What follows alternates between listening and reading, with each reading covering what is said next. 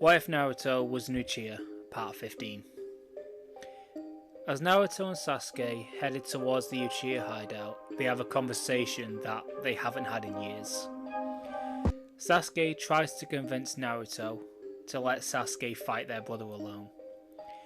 But just like before, Naruto stood his ground and told Sasuke that they need to find the truth. Because clearly Itachi had a reason to kill the clan beyond testing his abilities, and there's no way you're doing that without me. Sasuke tried to argue, but could see the determination in Naruto's eyes, and thought that it was pointless arguing. He thought this with a smile, however, as he had thought the same, and it brought some kind of hope to him, that maybe his brother wasn't a cold-blooded killer after all.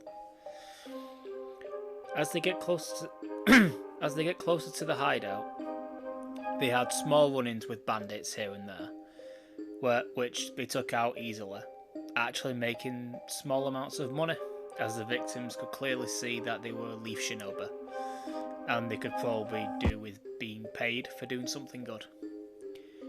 I just thought it'd be nice to add something productive on their journey towards there, not just walking.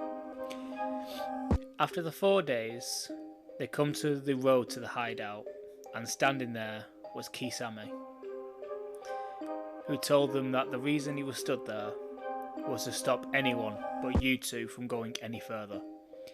But as they were on their own, he will take his leave. Kisame leaves, and the two Uchihas step into the hideout, and on the opposite side of the room, sat on a throne, was their elder brother, Itachi Uchiha. Itachi tells them that it's been a long time. Do you hold enough hatred for me yet? But Naruto answers, saying he hates what he did. But he has a question himself. Why did he kill the clan? Itachi tells him that it was to test his abilities, but Naruto replied, saying, then why were you crying that night? Itachi freezes hearing this question, and Sasuke shouts at him to answer the question, clearly being more angry than Naruto. Itachi stands up and downs a bottle of medicine. He tells them that he will answer any questions that they have if they manage to beat him. But if he wins, then he wins. Sasuke gripped his sword tight and unsheathed his blade, while Naruto activates his chakra gauntlets, and they both activate their Sharingan. Itachi does the same and thinks to himself that if he loses, then he has to tell them the truth, so he has to win here. The fight starts with Sasuke launching towards Itachi, but Itachi dodges the sword strike and lunges at Naruto, putting him under a powerful genjutsu, keeping the fight one-on-one for now. But Kurama pushes chakra out of the cage into Naruto, shocking his system and breaking out of the genjutsu easily. Itachi gets shocked when he goes to fight Sasuke, but a chain wraps around his leg and he gets pulled towards Naruto, who had a small Rasengan in his hand.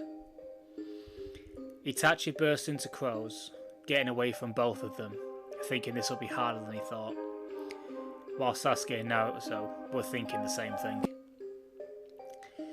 Itachi knows it's going to be riskier, but he activates his Mangekyo Sharingan, giving him a bit more of an edge. He starts to take on the two boys simultaneously, always looking for the opportunity to knock one of them away, making it a one-on-one again. But as the fight continues, Naruto and Sasuke adapted quicker and quicker to Itachi's speeds and techniques. Itachi knows that he has to keep his secrets to himself, so he does something drastic and something that he never wanted to do. He runs straight at Naruto, using more speed, and after a small flurry of attacks, he makes eye contact and puts Naruto under Tsukuyomi. Itachi attacks Sasuke, with the fight going forward the same as canon for now. In Naruto's mind, he gets stabbed over and over by Itachi, but Naruto doesn't scream and doesn't make a sound. Instead, he had his eyes closed, talking to Kurama. Kurama tells him that the amount of chakra needed to break this genjutsu is something that he can't give Naruto without him being directly in front of the cage. Naruto activates his Sharingan in his mind and locates the cage in a part of his mind. He focuses on the cage so much that the strain is making his nose bleed in the real world. And after a lot of effort, he brings the cage closer to him, with Kurama pouring a lot of chakra into Naruto, more than ever before. The seal on the cage starts to dissolve from the sheer amount of power coming out, and something changes. The dark hole that Naruto is stuck inside explodes with orange light, and Naruto wakes up in the real world, covered in the orange chakra of KCM1. He stands up and sees Sasuke getting launched into a wall with a lot of force. But before Sasuke hits the wall, Itachi sees a blur of orange light stop him from hitting the wall and running towards him, delivering a huge punch to Itachi, knocking him through the ceiling and onto the roof. Sasuke looks at Naruto, amazed at this new strength, knowing that it's from the Nine Tails, but they have no time and they both jump up after Itachi. Itachi stands up smiling and tells Naruto that he is surprised he managed to tame the fox, with Kurama growling, offended at the concept of being tamed. Sasuke says that it's time to finish it, and both of them launch fireballs into the sky, making rain clouds form, and Sasuke jumps back, sending lightning chakra through his hand, throwing the lightning dragon at Itachi. But when the smoke clears, Itachi is stood there with his Susanoo activated, shocking the two Uchiha. Itachi starts smiling and could now see that they were both very strong, but with his last moments, he needed to see how powerful they had become. He started walking towards the two boys, and Naruto thinks up a new possible ace in the hole. He tells Sasuke to use the curse mark for more power and get ready with another dragon. Sasuke wonders what he was thinking, but when Naruto starts charging an attack, he smiles, thinking that is pure genius. Sasuke launches another dragon, and Naruto launches a Rasen Shuriken just above Itachi, getting hit by the lightning, exploding into a devastating torrent of lightning, destroying the Susanoo and leaving Itachi on the floor.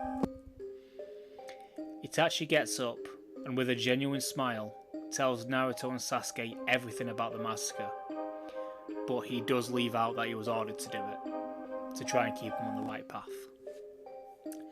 He tells them that he had no choice, but he made sure that the two of them would be okay, and they would be the ones who got revenge for the clan. He tells them that the one thing he truly regrets was not being able to watch them grow up. Naruto and Sasuke start crying, knowing that Itachi killed the clan for the right reasons, and it completely destroyed him to do it. Itachi slowly walks to them, using the last bit of his strength he had left, and puts his fingers on their forehead, before passing on to the Pure Lands. Naruto and Sasuke fall to the floor exhausted, and Sasuke feels burning in his eyes before they both pass out from chakra depletion and the raw emotional roller coaster that they had both just been through. Let me know what you thought about this part and what you would like to see going forward. I'm sorry to say that this series looks like it's going to be over in the next few parts. So yeah, I hope you liked it so far, and I hope you like the end of it. Subscribe and share if you want, and I'll see you later.